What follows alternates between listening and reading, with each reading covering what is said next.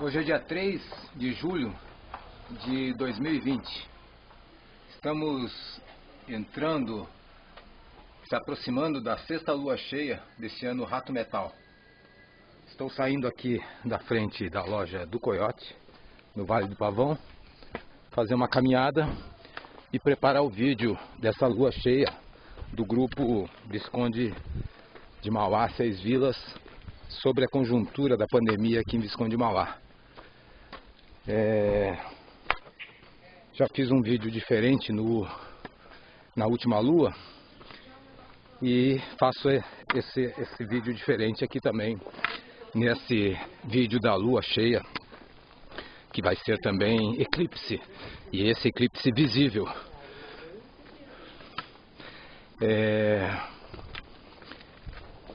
Eu acho que um dos pontos que me interessa abordar previamente nesse vídeo é a questão da ciência, como eu vejo, e da ciência como é mal colocada, tudo bom? Pela visão das pessoas que, como direi, são educadas para servir o sistema. Ou seja,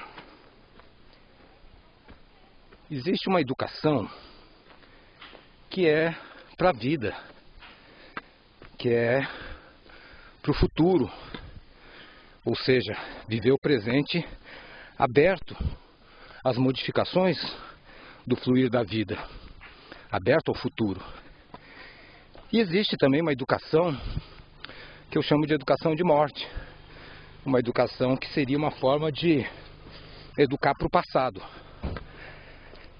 Eu tenho 51 anos e vejo que entre o que evoluiu a tecnologia da minha época de escola, com computadores, internet, celulares, né, comparado com o que evoluiu a educação formal, as escolas, é uma coisa absurda. Seja pela questão tecnológica, né? Lógico que escolas que têm grana adotam tecnologia. Agora as escolas do povo ainda usam o quadro negro, a lousa com giz. Mas mais triste do que a tecnologia aplicada à educação é o entendimento da educação para as pessoas. Ou seja, os currículos continuam servindo para o mercado de trabalho futuro e não para uma vida autônoma e livre.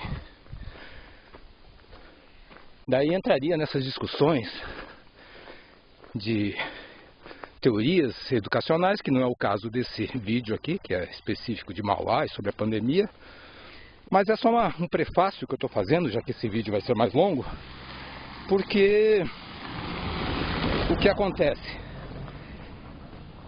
Essa educação curricular para o mercado de trabalho é muito criticada há décadas.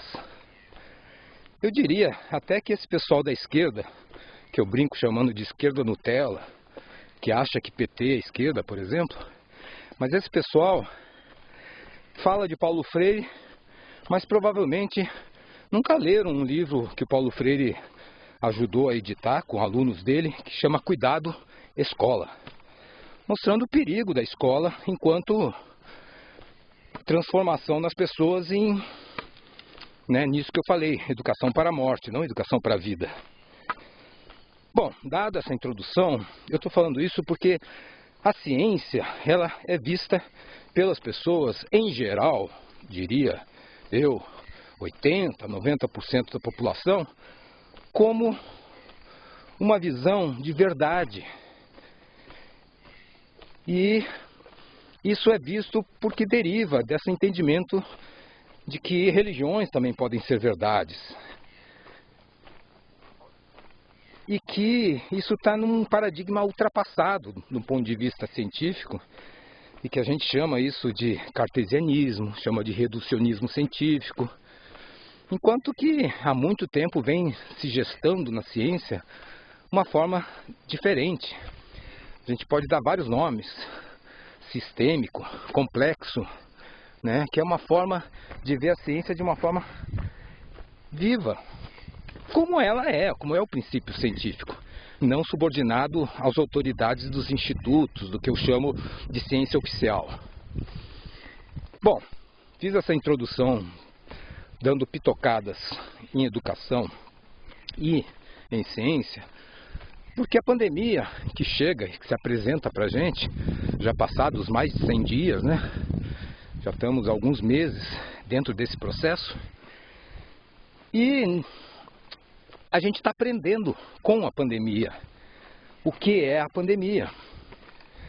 Porque por um lado a gente tem teorias, né? Por exemplo, todas as questões que foram levantadas inicialmente sobre possíveis mortes, principalmente pelo aquele trabalho da Inglaterra, em que serviu assim de até um alerta, isso foi um lado positivo, serviu de um alerta de que poderia vir um caos de milhões de mortos em pouco tempo, se provou baseado em dados de outros tipos de doença. E à medida que a gente está aprendendo o que é essa doença, que é uma coisa nova, os dados vão mudando, as teorias vão mudando, as questões vão mudando. E a maioria das pessoas não entendem isso. As pessoas têm o que eu chamo, né, quem vê meus outros vídeos em outras áreas aqui do canal, as pessoas têm no geral um comportamento mínimo, no sentido de não querer mudar o aprendizado que já teve no passado, é o que eu chamo de educação da morte. Não perceber que a vida é uma mudança permanente. Muitas vezes mudando para permanecer o mesmo, mas é mudando. Mesmo a pessoa que não muda, ela está se renovando molecularmente.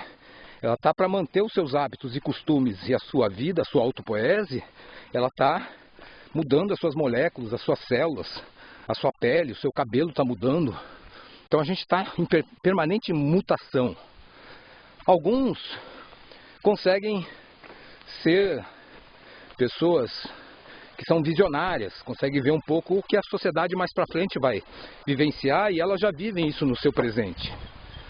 Agora, a grande maioria das pessoas, elas não só não são visionárias, mas como não estão nem do presente, elas estão vivendo em coisas do passado, seja nos seus traumas infantis e de formação. Então muitas pessoas ficam vivendo uma vida que é de uma certa forma que foi definido na infância e na adolescência e não consegue superar seus traumas.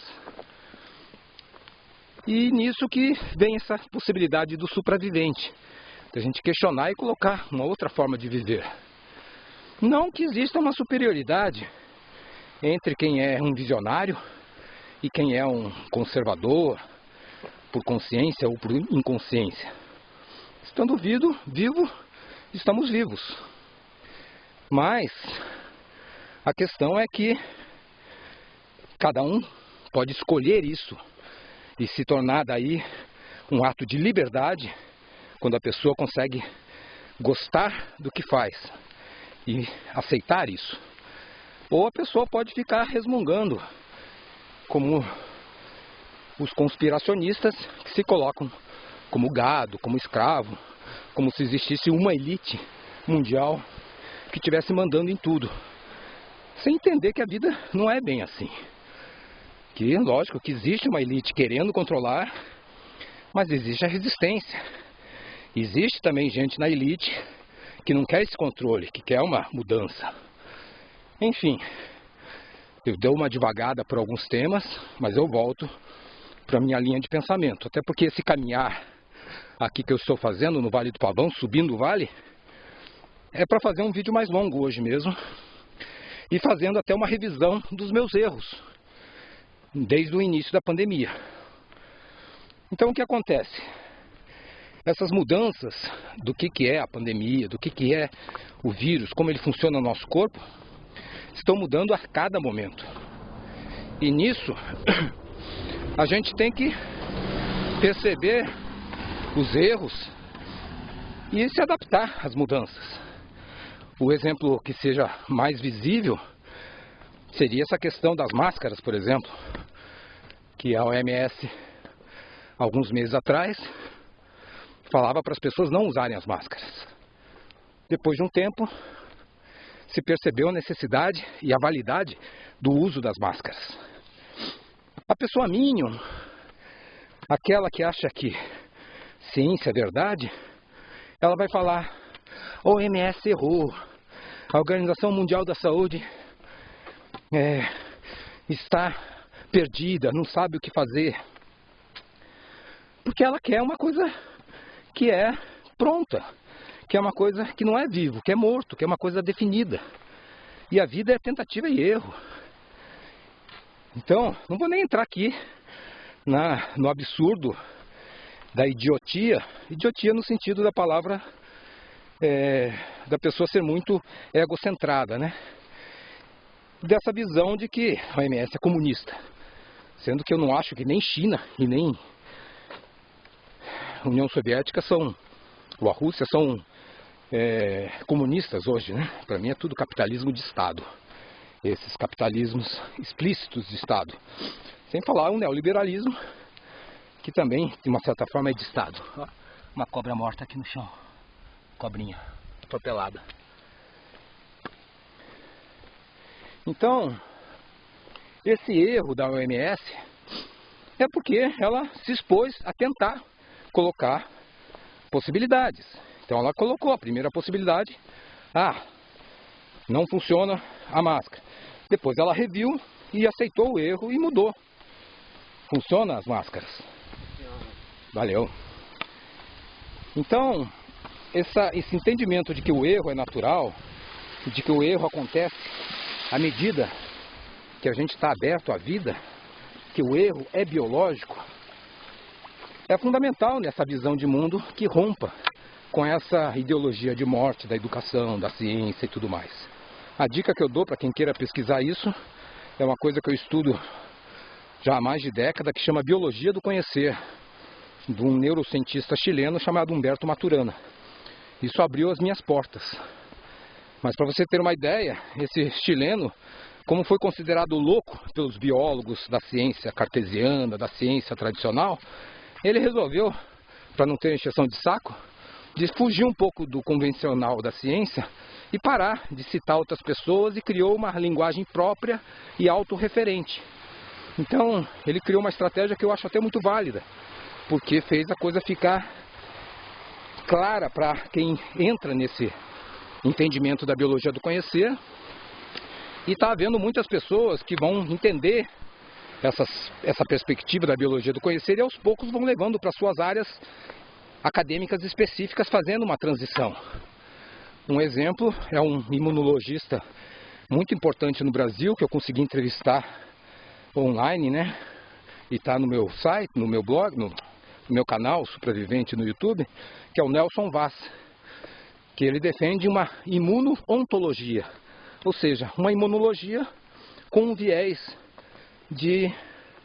da biologia do conhecer, que daí, só para dar um novo parênteses aqui, é não ver a imunologia como um sistema de guerra, de que a gente tem que criar defesas contra um vírus que está nos atacando, mas sim entender que o nosso corpo possui um sistema de equilíbrio interno que a gente está muito aquém de entender, e que ele, né, não entende o vírus como uma coisa externa que está atacando, mas uma parte da natureza que ele está dialogando. Mas eu não vou também aprofundar isso aqui. Fica a dica. Quem quiser aprofundar, tem o vídeo com o Nelson Vaz e tem a Biologia do Conhecer, que tem centenas, milhares de vídeos no YouTube ou no Google. Voltando, então eu me baseava no início da pandemia, lá para final de março, início de abril, uma visão baseada na ciência pré-pandemia, adaptando-se à pandemia. Então, assim como a OMS errou, a gente está aprendendo o real efeito desse vírus. Então, um exemplo mais recente é que de cada 100 pessoas, só 20 vão precisar de um hospital, por exemplo. Mas só que dessas 20, umas 6 vão precisar ir para UTI.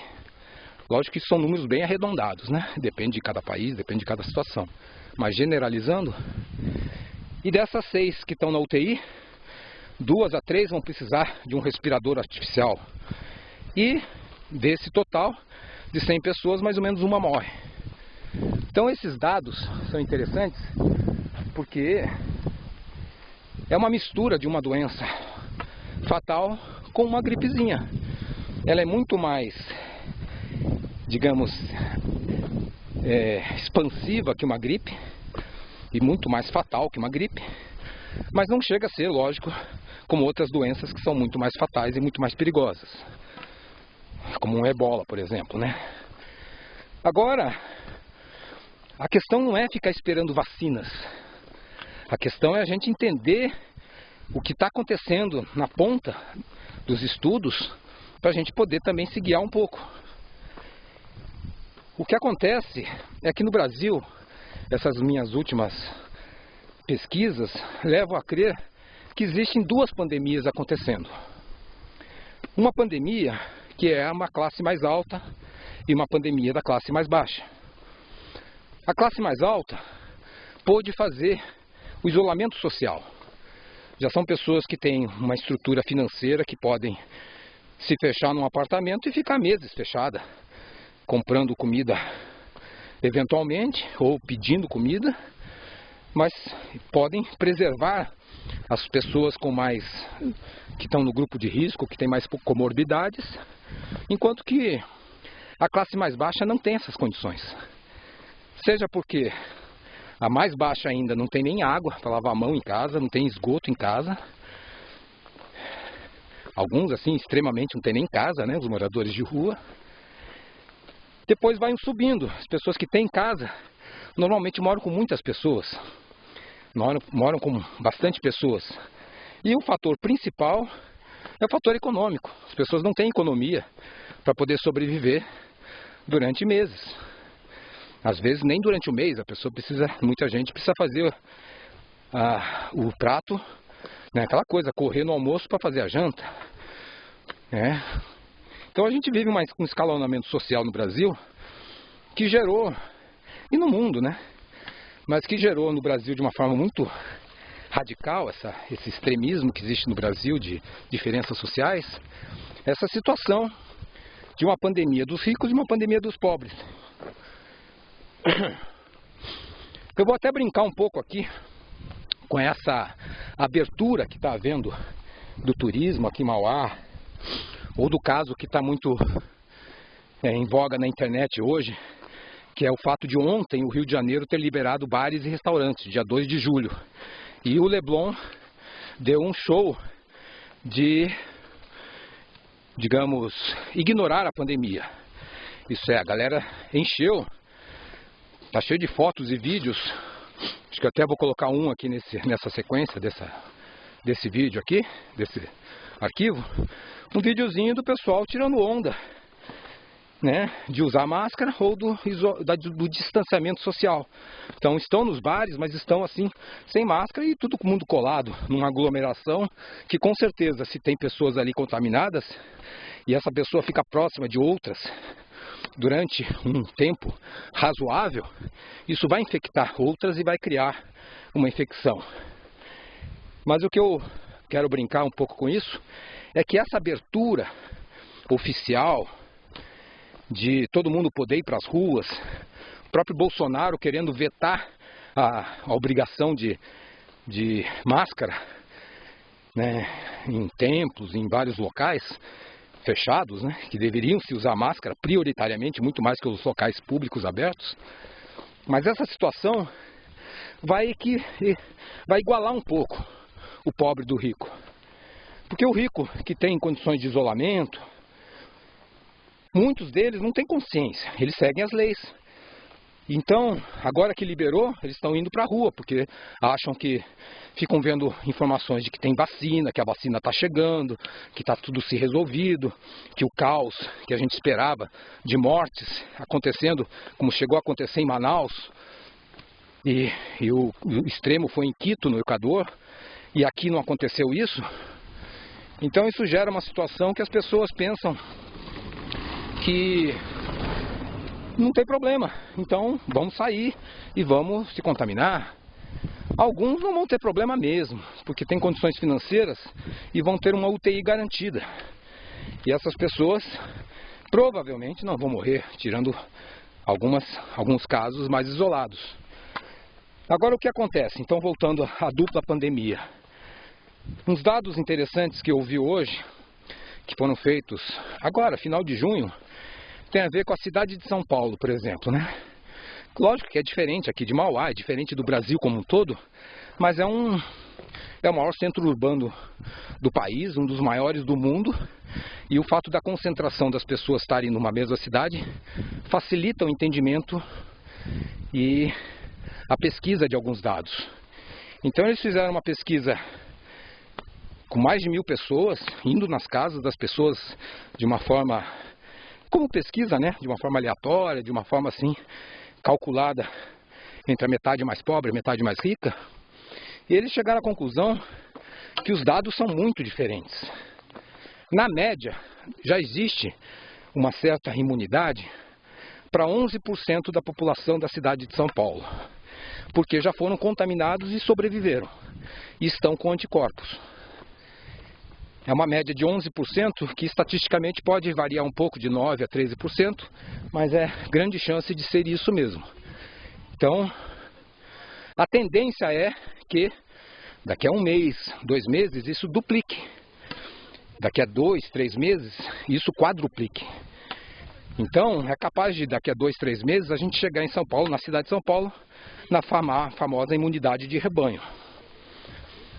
Coisa que é mais difícil no interior, em lugares aqui como Mauá, porque o isolamento social natural faz não haver essa situação mais caótica. Beleza? Então, a situação dessa dupla pandemia é que esses 11% que estão imunizados é uma média entre pobres e ricos. Agora, quando você avalia os ricos, a contaminação entre os ricos está na faixa de 6%. E na faixa dos pobres está em 16%. E quando eu generalizo aqui pobres e ricos, tem a ver com a etnia, são os negros que estão mais contaminados, tem a ver com o grau de escolaridade. É muito diferente a contaminação entre os que têm um ensino primário para baixo dos que têm um ensino superior. Uma diferença de 4 vezes, quase, mais de 4 vezes, estatisticamente, entre essa questão da escolaridade. Existe a diferença que está ligada à economia, que é essa coisa de quantas pessoas moram numa casa. Então, casas com mais pessoas têm mais contaminados, casas com 1, 2 pessoas têm muito menos contaminados. Então, gera uma situação que é interessante, que como existe muito mais pobres contaminados, esses que morreram muito mais do que os ricos.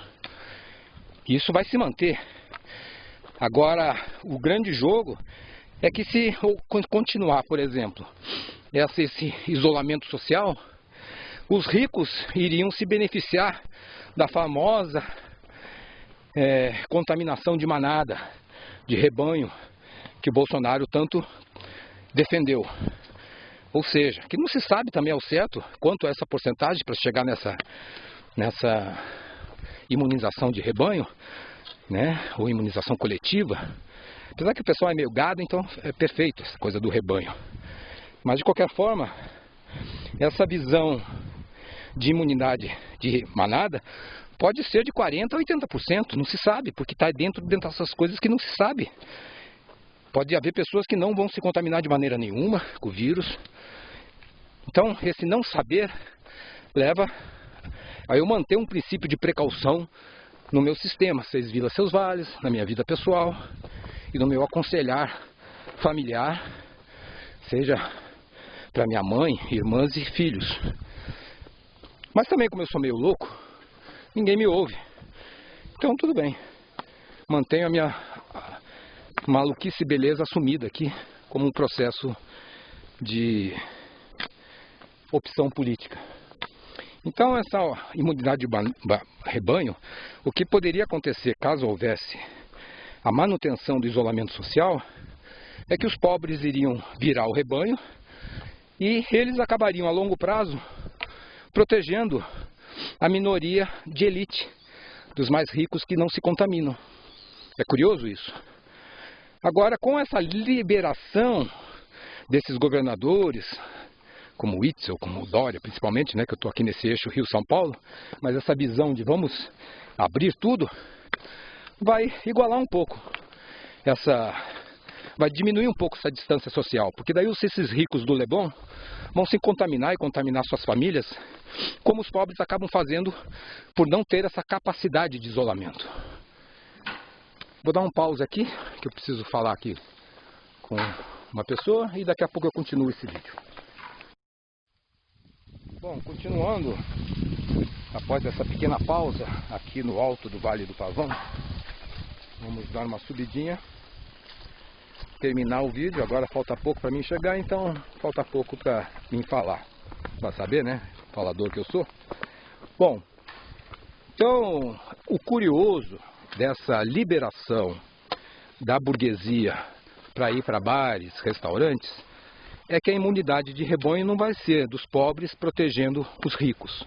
Vai ser equalizar um pouco essa diferença que está tendo entre a pandemia dos pobres e a pandemia dos ricos. Essa diferença social vai ser um pouco igualitária. Eu continuo numa posição em que eu não estou com o meu comércio aberto, não estou trabalhando com a minha loja, fechei a minha loja, nem a pesquisa com Amor Fotografia, que eu chamo de União Amar e Brincar, que é uma técnica que só existe aqui em Visconde de Mauá. Eu estou parado, estou vivendo de empréstimos, vendendo meus tesos, né? Vendendo partes, cotas do meu terreno, porque eu estou sem renda. Estou dependendo desse auxílio emergencial, que só entrou uma parcela até agora de R$600. Anteontem entrou na conta da Caixa Econômica mais R$600, mas o trambique do governo está sendo enganar os pobres, né? Então eu só posso retirar esse dinheiro ou transferir ele para outra conta daqui a 45 dias. Ou seja, só no dia 15 de agosto que eu vou poder transferir essa grana. Tá vindo um carro, deixa eu sair do caminho dele. Então, a situação aqui, pessoal minha, é privilegiada, porque apesar de eu não ter renda, eu tenho família, amigos e pessoas que estão conseguindo me sustentar. Eu crio minhas dívidas, mas são dívidas programadas. E o que acontece? Nesse sistema de sobrevivência aqui em Mauá, esperando a volta do meu guia, né, para o final do ano, talvez eu retome a minha revista, virei esse youtuber. O youtuber pobre, né, porque a monetização vai ser pequena, mas é uma brincadeira que eu estou gostando bastante. Enfim, eu estou colocando que a minha visão é diferenciada e eu estou protegido, fechado a minha loja, mas eu não fico criticando quem está abrindo, porque o abrir o comércio é uma necessidade, tanto para quem precisa sobreviver, como para uma necessidade turística de quem quer viajar e pegar sol, pegar a força da natureza, que a coisa mais curativa que existe é a natureza. Na verdade, eu acredito que só existe autocura, né? Que é o que eu já falei no início desse vídeo, que é o equilíbrio interno. Mas o que ajuda na autocura é a natureza bruta. É o sol, é o ar não tão poluído, é a água não poluída e principalmente os alimentos como um todo.